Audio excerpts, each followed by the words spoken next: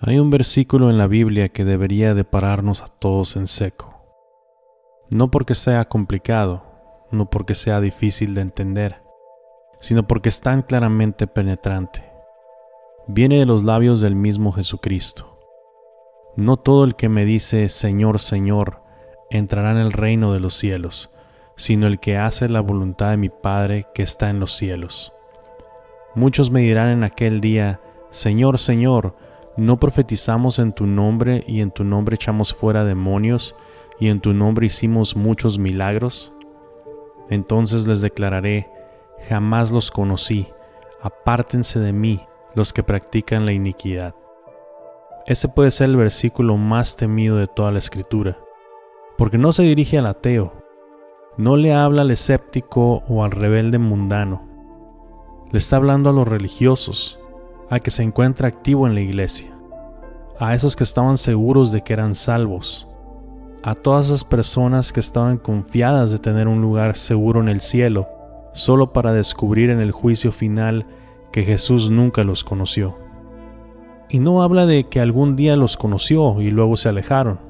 El versículo dice, jamás los conocí. Eso es definitivo, eso es eterno. Ahora escuchen esto atentamente.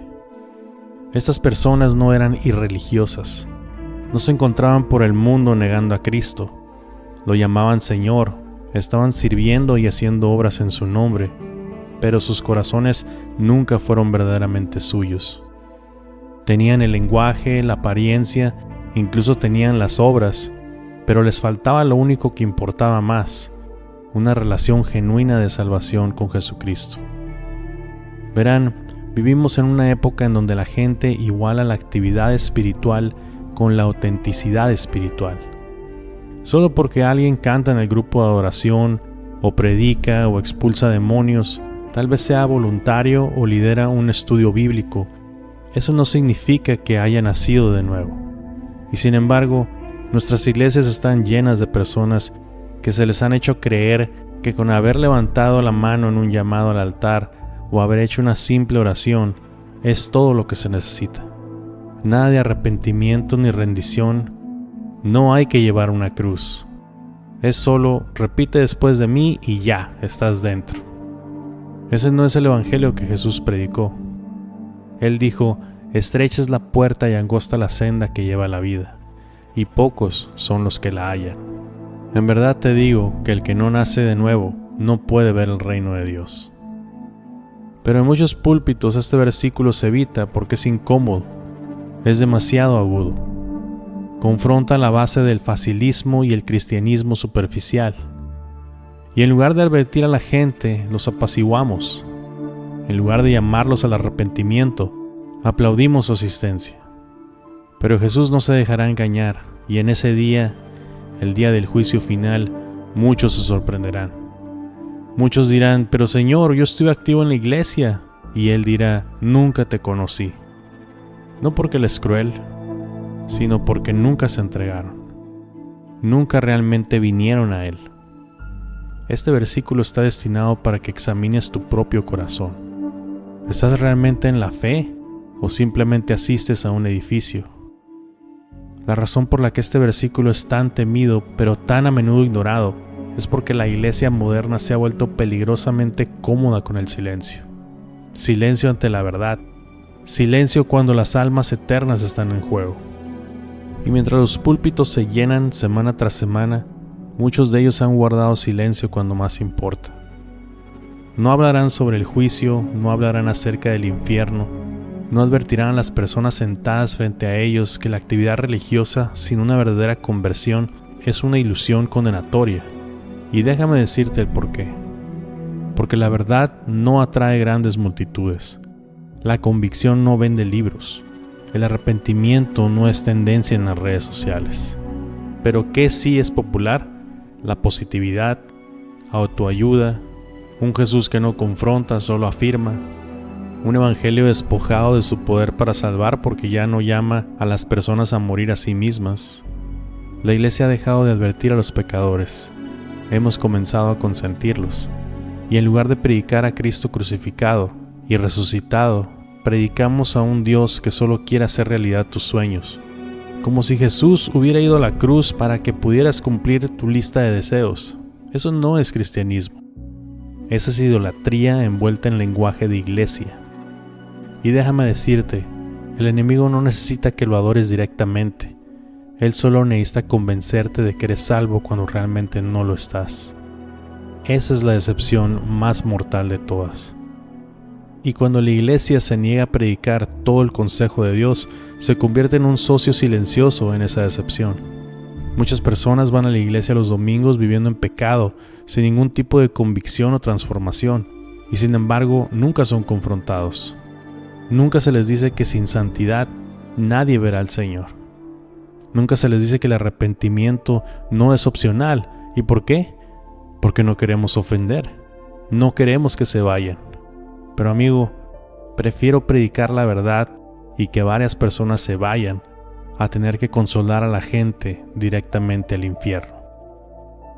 Un predicador no es llamado a ser querido, está llamado a ser fiel, y una iglesia que se niega a hablar sobre el pecado, el juicio y el camino estrecho no es una iglesia en lo absoluto.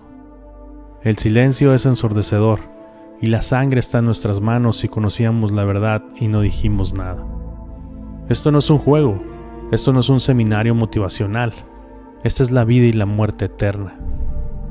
Cada vez que la iglesia escoge el silencio sobre las escrituras, dejamos a las personas sin preparación para enfrentar las palabras más aterradoras que Jesús pronunció. No todo el que me dice Señor, Señor, entrará en el reino de los cielos. Y saben, es fácil llamarlo Señor, es fácil cantar sobre Él, citarlo, incluso enseñar sobre Él. Pero la verdadera pregunta ¿es realmente Señor de tu vida? No solo en tus palabras, sino en tu voluntad, tus elecciones, tus deseos, tu obediencia. Las palabras no significan nada si no hay una entrega total. Decir las cosas correctas sin vivir de la manera correcta no es justicia, es rebelión. Porque si Jesús realmente es tu Señor, eso significa que su palabra no está sujeta a debate. Eso significa que cuando Él dice perdona, perdonamos. Cuando Él dice arrepiéntete, nos arrepentimos. Cuando Él dice sígueme, lo seguimos, incluso si nos cuesta todo. Pero lo trágico hoy en día es que hemos reducido a un coach de vida, una figura de fondo que apoya nuestros planes. Queremos las bendiciones de su nombre sin la carga de su señorío. No puedes llamarlo Señor y luego vivir como si tu voluntad fuera suprema. No puedes reclamarlo como tu Salvador, pero negarlo como tu Maestro. Eso no es salvación, eso es engaño. Y lo que hace que este engaño sea tan mortal es lo religioso que parece. Puedes ir a la iglesia y diezmar, leer tu Biblia, servir en algún ministerio y aún así estar en el trono de tu propia vida. No hay contradicción más condenatoria que llamarlo Señor mientras te niegas a obedecerlo. Vivimos en una generación que sabe hablar el lenguaje cristiano con fluidez, pero vive en rebelión. Muchos están convencidos que mientras digas las palabras correctas, Dios está complacido. Pero Él ve más allá de los labios, Él mira el corazón. Y si tu vida no está rendida en su dominio, no importa lo que profeses, todavía estás fuera del reino. Y aquí está la advertencia.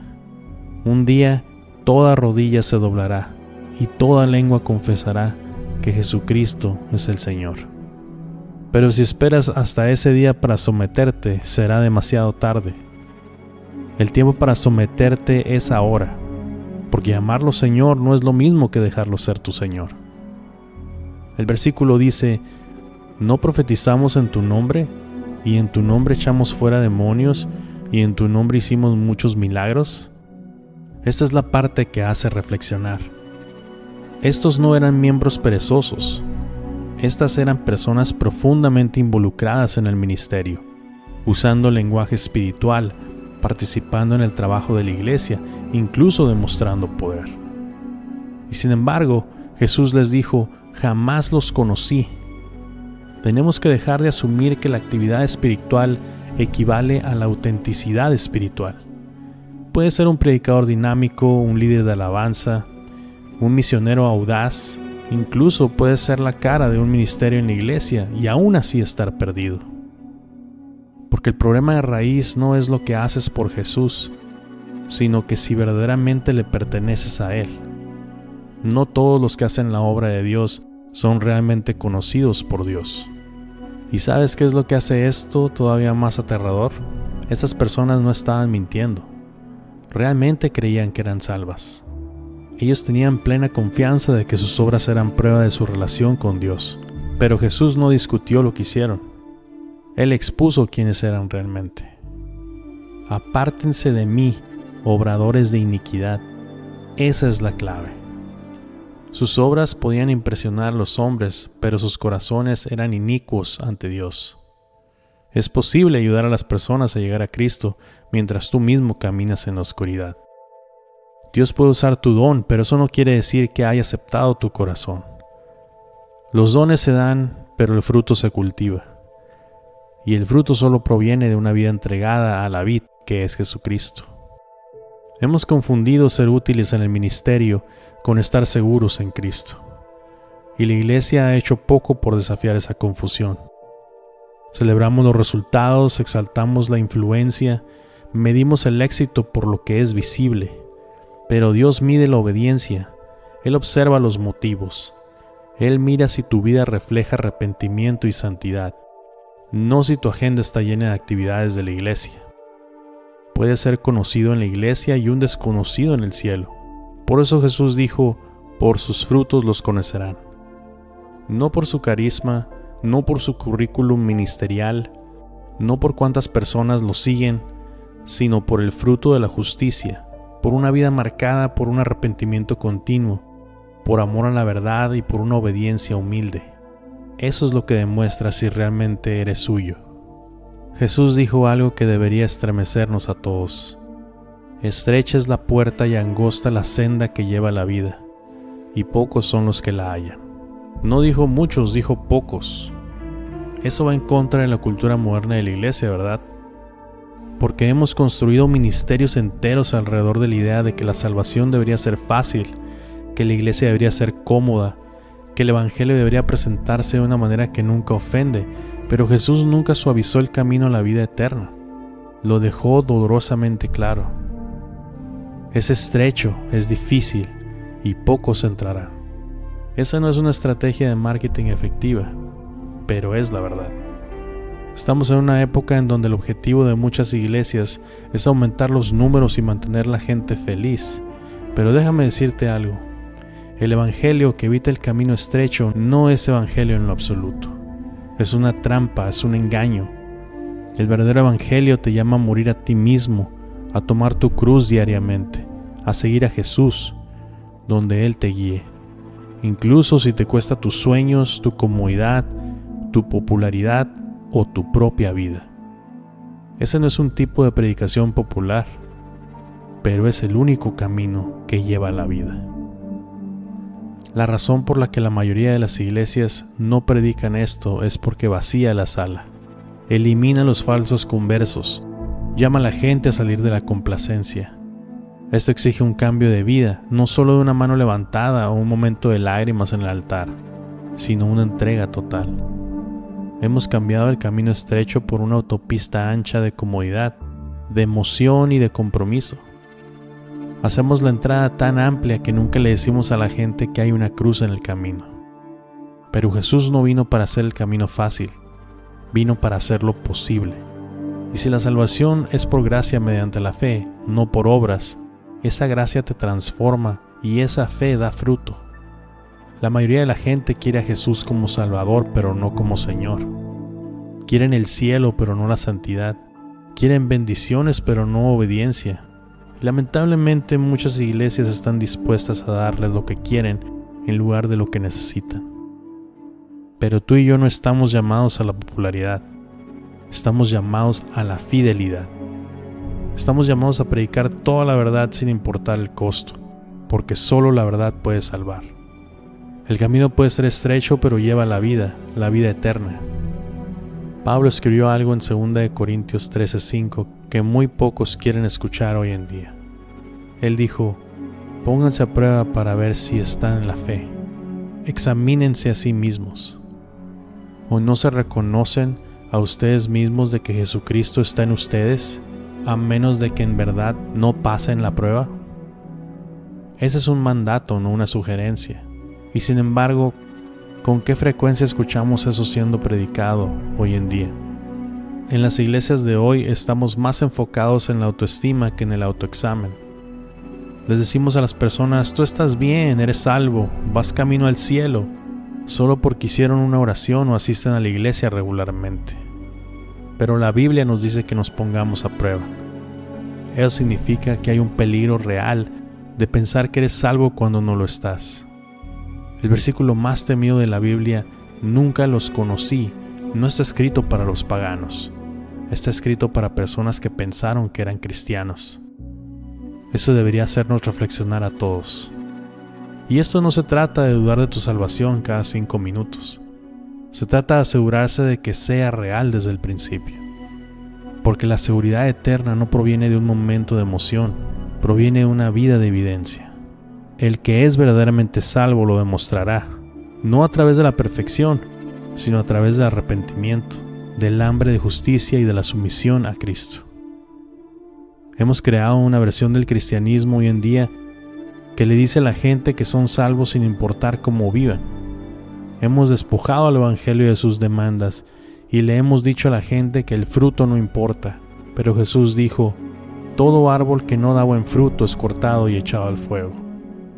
Eso no es duro, eso es santo. Eso no es cruel, eso es Cristo. La verdadera salvación produce un cambio real. El Espíritu Santo no entra en tu vida y te deja igual.